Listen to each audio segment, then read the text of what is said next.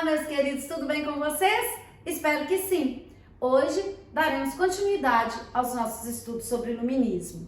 Já conceituamos esse movimento, relacionamos ao Renascimento, falamos dos antecedentes, especialmente da Revolução Científica. Falamos das características do movimento e hoje abordaremos nessa aula os filósofos iluministas. Fiquem atentos, porque esse é um tema cobrado em praticamente todas as provas do Enem. Não podemos deixar de aprender com muita precisão sobre esses filósofos. Provavelmente você já os conhece da filosofia. Hoje abordaremos cada um desses filósofos. Vamos lá? Vamos saber um pouco mais sobre eles? Muito bem. Para falar sobre os filósofos, teremos que falar sobre a obra mais importante que reúne todo o conteúdo que foi desenvolvido por esses filósofos. Essa obra é a enciclopédia. Como dissemos na introdução de nossa aula, os enciclopedistas seriam similares ao que hoje a gente pode ver no Google ou em qualquer outra enciclopédia digital. Aqui, o que os enciclopedistas pretendiam era colocar todo o conhecimento produzido pela humanidade dentro dessas obras. São várias obras que vai justamente conter toda a obra dos filósofos chamados filósofos iluministas. Bem, quem organizou essa obra foi Denis Diderot e Jean d'Alembert. Toda essa obra ela foi produzida principalmente na França. Foram 130 colaboradores e 35 volumes da enciclopédia. Ela foi publicada em 1755 e 1772. O objetivo, como eu disse, fornecer ao público as principais ideias do movimento iluminista, tudo que estava sendo produzido. Ou seja, ao contrário do Renascimento, que foi um movimento elitista que ficou restrito a um pequeno número de pessoas, o iluminismo pretendia ter um alcance muito maior. A ideia era levar a razão, a luz da razão, a toda a humanidade. A importância colaborou para a disseminação, portanto, das ideias iluministas na Europa e na América. Vamos saber um pouco mais sobre isso? Essa obra ela reflete justamente essa ideia que acabamos de dizer. Ela é a parte central, ela é a capa da enciclopédia. E no centro vemos a luz da razão. O tempo todo na obra, o que podemos perceber é justamente essa ideia de luz, de iluminação, que é a razão a guiar a humanidade. A gente vai ver agora cada um dos filósofos e suas ideias específicas. Começaremos com o Barão de Montesquieu. Lembrando que o iluminismo ele tem início na França, no século XVIII. Portanto, os três principais filósofos que abordaremos nessa aula de hoje são franceses. O Barão de Montesquieu, ele viveu entre 1689 e 1755. E escreveu uma obra importantíssima. Importante no tempo que ele viveu? Não. Importante até os dias atuais. A ideia desenvolvida nessa grande obra, O Espírito das Leis, ela nos guia até hoje no sentido político. Vamos entender aqui qual foi a grande ideia desenvolvida pelo Barão de Montesquieu. É importante ressaltar que ele não foi o primeiro a mencionar essa ideia que descreveremos aqui agora. Locke já havia abordado também esse tema em sua obra. Então, vejam bem, ele vai ser o filósofo que consolida a ideia dos três poderes: executivo, legislativo e judiciário. Daqui a pouco abordaremos as funções de cada um desses poderes. Agora, o que eu quero que você entenda? Qual foi o objetivo de Montesquieu ao promover a ideia da divisão ou tripartição de poderes? É necessário dividir o poder para que ele não esteja concentrado em uma única pessoa. O que significa isso? Montesquieu se opõe, como todos os filósofos iluministas, ao absolutismo. Ele se opõe frontalmente à ideia de que o poder pode estar concentrado apenas nas mãos do rei. Ele diz, em frase célebre, é necessário que o poder freie o poder, ou seja, é necessário que um poder vigie o outro poder. Além disso, ele vai descrever formas de governo como a monarquia, a república e o despotismo esclarecido. No final dessa aula, descreveremos o que foi o despotismo esclarecido, também muito cobrado nas provas de vestibular. Veja bem, olha só, citaremos uma frase de Montesquieu, muito importante, para entendermos essa ideia. Não haverá também liberdade se o poder de julgar não estiver separado do poder legislativo e do executivo. Não existe liberdade, pois pode-se temer que o mesmo monarca ou o mesmo Senado apenas estabeleçam leis tirânicas para executá-las tiranicamente. Ou seja, a frase exemplifica o que acabamos de explicar. A outra frase, o poder de julgar não deve ser outorgado a um Senado, permanente, mas exercido por pessoas extraídas do corpo do povo, num certo período do ano, de modo prescrito pela lei para formar um tribunal que dure apenas o tempo necessário. É a questão da rotatividade do poder. Por que essa ideia é tão importante? Porque é a ideia que norteia os nossos sistemas políticos até hoje. Portanto, essa obra é uma obra fundamental. Você deveria ler. Por quê? Porque faz parte de toda a estrutura político-jurídica que ainda hoje é usada em praticamente todos os países do mundo. Vamos entender um pouco mais, então, qual é a atribuição de cada um dos poderes nesse momento e no momento que vivemos hoje, não só no mundo, mas especialmente no Brasil, é necessário que tenhamos clareza das funções de cada um dos poderes. Vamos entender, então. Veja bem, o que faz cada um dos três poderes? O poder executivo, o que ele faz? Dirige e administra o governo e representa o país no exterior. É quem toma decisões sobre economia, investimentos, construção e conservação de escolas, hospitais, estradas, etc. Quem exerce o poder executivo? Presidente da República, governadores de estado e prefeitos.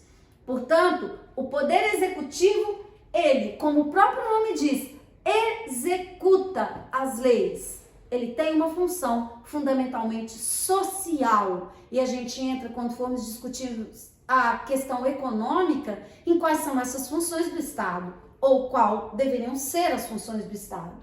O poder legislativo, o que ele faz? Ele vota as leis em nome da população e fiscaliza os atos do executivo. Vou repetir. Ele vota as leis e fiscaliza o executivo. Quem exerce o poder legislativo? Nacionalmente, senadores e deputados federais. Nos estados, os deputados estaduais. No Distrito Federal, distritais. Nos municípios, os vereadores.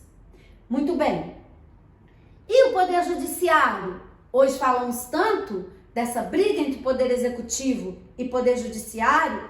Qual seria então a função do poder judiciário? Ele aplica as leis, decidindo conflitos dos cidadãos entre si e entre cidadão e o Estado. Quem exerce esse poder judiciário? Os juízes nas diversas instâncias e âmbitos da justiça.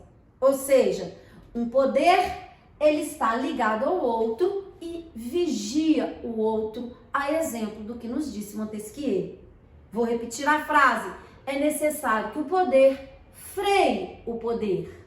É um filósofo muito importante, como já disse, não só pela atualidade dessas ideias, mas também porque é muito cobrado em provas de vestibular. Continuando, um filósofo é Voltaire.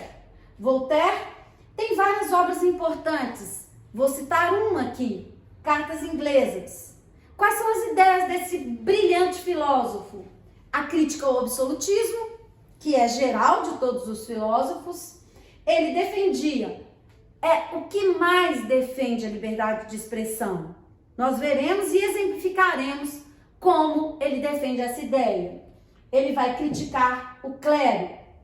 Ele não acredita na igualdade entre os homens. Olha bem, como filósofo iluminista, se o iluminismo defende a igualdade, pode não acreditar na igualdade entre os homens. Podemos diferenciar aqui, olha bem, prestem atenção, a igualdade jurídica e a igualdade social. Igualdade jurídica, como vimos nas características do iluminismo, significa que todos são iguais perante a lei. Essa igualdade, Voltaire defende. O que ele não defende é a igualdade social. O que significa isso? Para ele, as pessoas são naturalmente desiguais. E, se são naturalmente desiguais, deve ser dado a cada um aquilo que é de merecimento pelas suas habilidades. Será que Montesquieu estava certo? Será que podemos partir de uma premissa de que cada um tem uma habilidade se não partimos de um ponto comum, ou seja, das oportunidades iguais para todos? É uma questão para você refletir. Então, você concorda ou você discorda de Voltaire? Pense sobre isso. Além disso, ele defendia, como todos os filósofos iluministas, a liberdade econômica. A escritora britânica Evelyn Beatrice, ela vai descrever a tentativa de Voltaire no Espírito das Leis. Uma frase que acabou popularmente sendo atribuída ao próprio Voltaire. Posso não concordar com nenhuma palavra do que você disse, mas defenderei até a morte o direito que tem de dizê-las. Ou seja, o princípio da tolerância. Eu posso não concordar e divergir em tudo a respeito do que você pensa, mas uma coisa eu tenho que fazer. Eu tenho que ouvir o que você diz. Ou seja, eu tenho que defender o seu direito de se expressar, mesmo que o seu pensamento não seja o meu. Se talvez colocássemos essa frase em prática, nós resolveríamos com certeza grande parte da polarização existente no Brasil hoje. Uma outra questão que vale a pena refletirmos sobre ela. Falaremos agora do filósofo mais cobrado nas provas de vestibular, por representar uma exceção no conjunto dos filósofos iluministas. Quem é esse filósofo? Jean-Jacques Rousseau. Ele viveu entre 1712 e 1778. Escreveu a grande obra do Contrato Social. Esse filósofo é considerado o pai da democracia e, como eu disse, uma exceção no conjunto dos filósofos iluministas. Por que ele é considerado o pai da democracia? Porque, primeiro, vamos analisar a palavra democracia. Demo, povo, cracia, governo. Ou seja, o governo é do povo. Para Rousseau, a soberania do poder deve estar nas mãos do povo através de um corpo político de cidadãos. Ou seja, Rousseau acredita na soberania popular. Guardem isso. Rousseau acredita na ideia de soberania popular. Valoriza a razão, mas também os sentimentos e a emoção. Ele tem um importante livro sobre pedagogia, o livro Emílio, onde ele faz justamente essa descrição de como a educação ela tem um papel essencial na vida das pessoas. E é justamente pela educação que o homem ele se torna humano de fato. Não descreveremos aqui com pormenores, porque acredito que vocês devam ter trabalhado essas questões na filosofia, mas devemos estar atentos a elas. Muito bem, defendia a justiça, a igualdade, a soberania do povo e a propriedade coletiva. É aí que reside a diferença de Rousseau de todos os filósofos iluministas. Prestem bem atenção. O iluminismo justifica o sistema capitalista. O sistema capitalista tem como premissa fundamental a propriedade privada. Rousseau não defende a propriedade privada, ele defende a propriedade coletiva. É aí que ele desenvolve a teoria chamada teoria do bom selvagem. Qual é a ideia dessa teoria? Para isso, Rousseau volta na sociedade primitiva e ele explica o seguinte: na sociedade primitiva, lá na pré-história, os homens viviam em igualdade de condições porque não havia propriedade privada. Tudo era de todos. O que vai acontecer? No momento em que alguém cercou um pedaço de terra e disse, isso é meu, e nasceu a propriedade privada, nasceu também a desigualdade social. E essa desigualdade social é que seria a grande promotora da corrupção do homem. Daí a ideia de que o homem nasce bom, é a teoria do bom selvagem, porém a sociedade o corrompe. Ou seja, no momento em que existe desigualdade social, é que vai haver a corrupção do homem pela desigualdade. Portanto, a propriedade deve ser coletiva. Nós não podemos esquecer disso, tá? Portanto, ele acredita na igualdade social. Ao contrário de Voltaire, que só acredita na igualdade jurídica, Rousseau acredita na igualdade social. Todos os homens devem ser iguais socialmente e, para isso, não pode existir propriedade privada. A propriedade deve ser coletiva. Muito bem, professora. Isso quer dizer, então, que Rousseau é um socialista? É óbvio que não. Não existe possibilidade de considerarmos Rousseau um socialista. Muito simples. Não existe ainda ideia socialista que só surgiria no século XIX. Ah, mas a ideia dele é parecida com o do socialismo. Sem dúvida alguma. Karl Marx bebeu em qual fonte? Uma das fontes foi Rousseau. Para o desenvolvimento da teoria do socialismo científico, Marx se inspiraria, em parte, nas teorias de Rousseau. Isso é inegável. E, para tudo isso, veja bem, as instituições educativas tradicionais, elas, segundo Rousseau, corrompem o homem e tiram-lhe a liberdade. Portanto, um novo modelo de sociedade, ele deve ser estabelecido. Vamos entender um pouco mais sobre isso. Vamos para o próximo slide. Veja bem, olha só, a respeito da fundamentação da ideia de Rousseau, a gente precisa ler essa frase porque eu garanto a vocês, em qualquer prova que você fizer que aparecer Rousseau, e ele é o que mais aparece, essa frase vai estar lá. Então, vale a pena analisarmos com detalhes essa frase. Essa frase é a seguinte: o primeiro, que ao cercar um terreno, teve a audácia de dizer, isso é meu, e encontrou gente bastante simples para acreditar nele, foi o verdadeiro fundador da sociedade civil.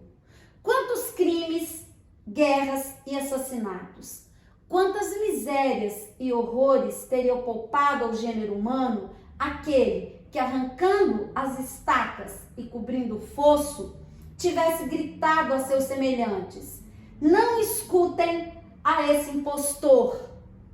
Estarão perdidos se esquecerem que os frutos são de todos e a terra é de ninguém. Jean-Jacques Rousseau, frase de abertura da segunda parte do discurso, em Discurso sobre a Origem e os Fundamentos da Desigualdade entre os Homens. O rapazinho ali do lado é o próprio Rousseau, no discurso sobre a desigualdade. A ideia é fenomenal e nos dá oportunidade para outra reflexão magnífica. Propriedade privada ou propriedade coletiva? Igualdade social ou igualdade jurídica? Ou as duas igualdades? São temas que deveremos refletir sobre eles, que podem, inclusive, ser temas de redação. Precisamos construir historicamente como essa história ela se desenvolve.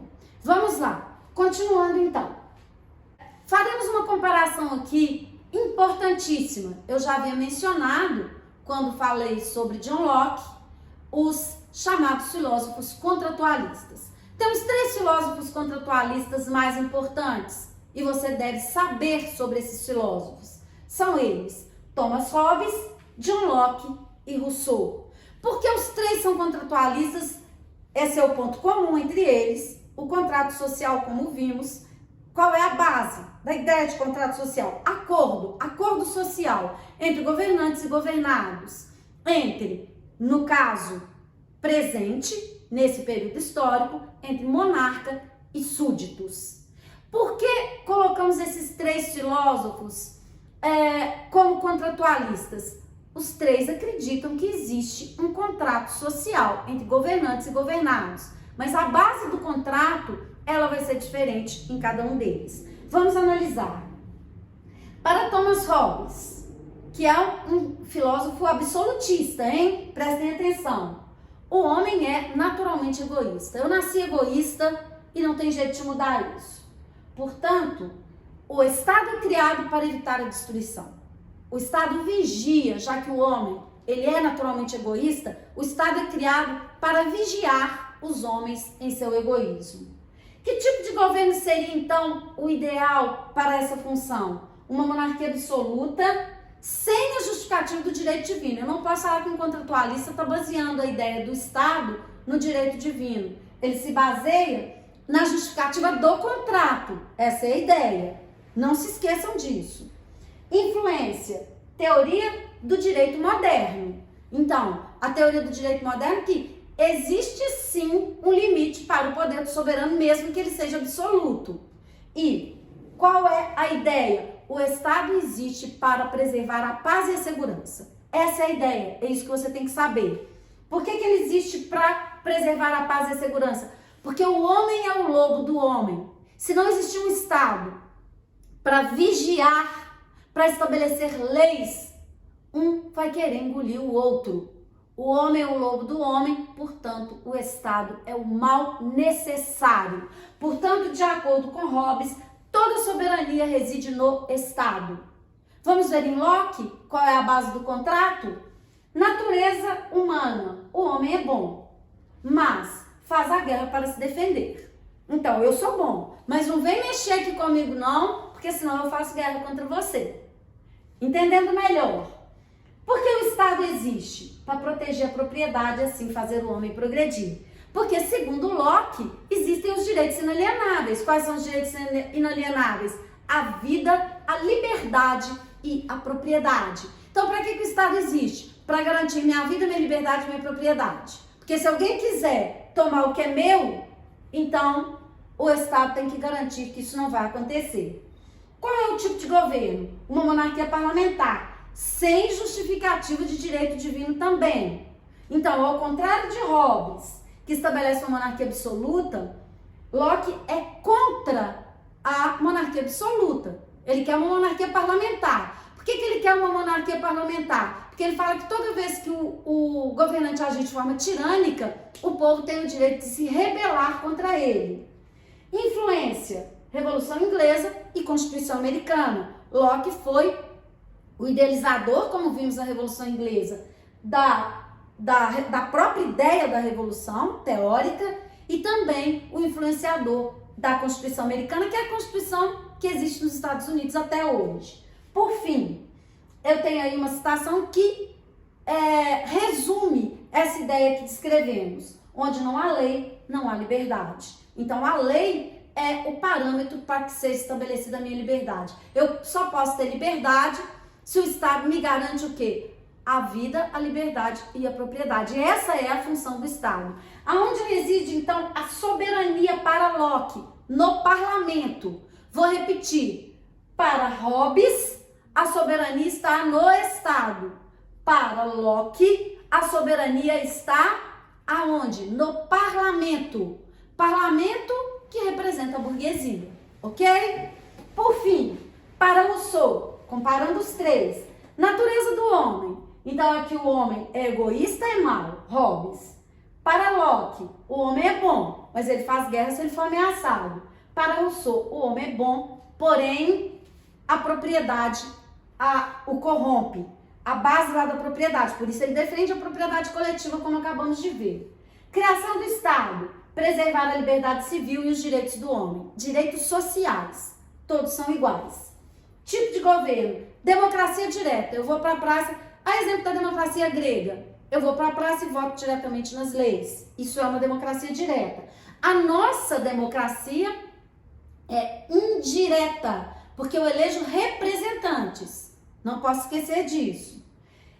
Influência. Revolução Francesa e o comunismo. Já falamos sobre isso. A Revolução Francesa, especialmente a terceira fase da Revolução Francesa, como veremos em conteúdos posteriores a essa aula, ela vai se basear nas ideias de Rousseau, principalmente a fase da Convenção Nacional e também o comunismo, como expliquei no caso de Marx. Por fim, citação: a natureza fez o homem feliz e bom, mas a sociedade deprava-o e torna-o miserável. Então o homem nasce bom, porém a sociedade o corrompe. Para Rousseau, portanto, a soberania reside no povo. Vou repetir para não termos dúvida. Thomas Hobbes, soberania no Estado. Locke, soberania no parlamento. Rousseau, soberania no povo. Democracia. Ok? Entendido? Não podemos não saber sobre essa diferença dos contratualistas. Ela é fundamental para que você faça qualquer prova de vestibular.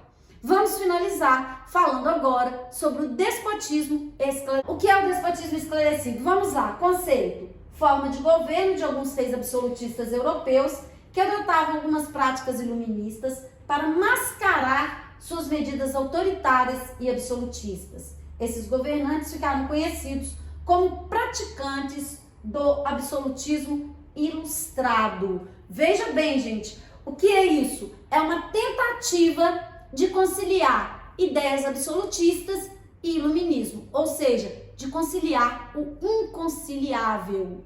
O que eles queriam? Alguns reis, temendo perder o pescocinho através de revoluções, eles vão adotar um verniz de liberalismo e de razão para permanecerem no poder. Quem são eles? Que países?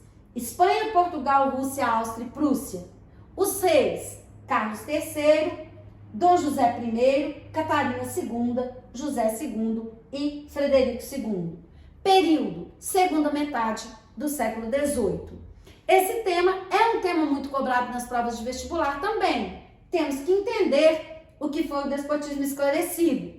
Esse despotismo, vamos lá? Despotismo, coloquei aí as principais medidas de cada um desses déspotas. Déspota é um tirano. Esclarecido, então, que adota algumas ideias do iluminismo, como eu disse. Então, é um rei absolutista que dá um verniz de modernidade nesses estados. Vou dar alguns exemplos. José II, fim da servidão e relativa à liberdade de imprensa. Essa foi a medida do governo dele. Na Rússia, Catarina II, criação do ensino leigo e de uma universidade em Moscou. Na Prússia, Frederico II, chamado o rei filósofo, eliminou a tortura em seu país e criou o ensino obrigatório. Em Portugal, José I, o rei, através do seu ministro, Marquês de Pombal, já falamos sobre ele na história do Brasil, combate a influência inglesa na economia de seu país, incrementa a produção industrial e combate a influência política da igreja em seu país, atacando e expulsando os jesuítas do seu reino. Na Espanha, Carlos III, orientado pelo ministro Aranda, reduziu a tortura e a influência da Inquisição no país e expulsou os jesuítas. Professora, tem que saber o que cada um fez? Sim, você tem que saber, por isso que eu coloquei aqui, porque as provas de vestibular cobram a medida que foi adotada por cada um desses chamados déspotas esclarecidos. Finalizarei a aula com uma charge sobre o iluminismo. Você vai observá-la, pensar sobre ela, para fechar o nosso conteúdo. Discutiremos essa charge na nossa próxima aula. Não é charge não, tem isso aqui tudo ainda. Você é a próxima aula, meu bem. Você já está lá no final. Acha? Observem essa charge e na próxima aula discutiremos sobre ela. Um grande beijo, espero que tenham gostado.